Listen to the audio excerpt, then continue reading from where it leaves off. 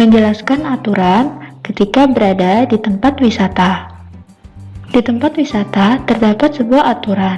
Kita harus mentaati aturan yang ada di tempat wisata. Contoh aturan di tempat umum. Yang pertama, selalu menjaga kebersihan. Yang kedua, mengantri saat sedang membeli karcis. Contoh aturan di tempat umum sama halnya dengan aturan ketika berada di rumah. Yang pertama, membuang sampah pada tempatnya. Yang kedua, menjaga barang-barang agar tidak rusak.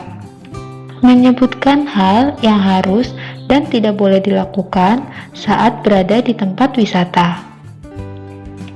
Contoh hal yang harus dilakukan saat berada di tempat wisata. Yang pertama, membuang sampah di tempat sampah. Yang kedua, menjaga kebersihan tempat wisata. Contoh hal yang tidak boleh kita lakukan saat berada di tempat wisata. Yang pertama, menginjak rumput dan memetik bunga yang ada di taman. Yang kedua, membuang sampah di sembarang tempat. Menyebutkan hal yang harus dan tidak boleh dilakukan saat berada di rumah.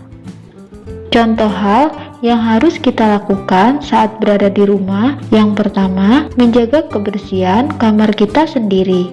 Yang kedua, membantu ibu menjaga kebersihan rumah.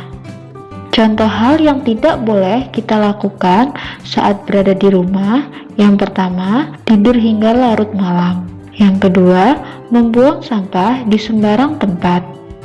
Menyebutkan manfaat mematuhi dan tidak mematuhi aturan ketika berada di tempat wisata. Manfaat mematuhi aturan di tempat wisata. Yang pertama, antrian pengunjung menjadi lebih teratur.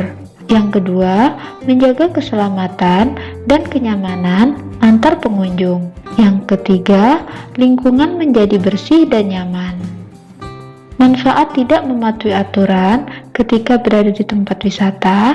Yang pertama, antrian menjadi tidak teratur. Yang kedua, lingkungan menjadi tidak nyaman. Menyebutkan manfaat mematuhi dan tidak mematuhi aturan ketika berada di rumah. Manfaat mematuhi aturan di rumah. Yang pertama, rumah menjadi bersih dan nyaman. Yang kedua, tidak kesulitan ketika mencari benda. Yang ketiga, saling peduli antar sesama anggota keluarga. Manfaat tidak mematuhi aturan ketika berada di rumah. Yang pertama, rumah menjadi tidak nyaman. Yang kedua, kita menjadi kesulitan saat akan mencari benda karena kita tidak mau merapikan.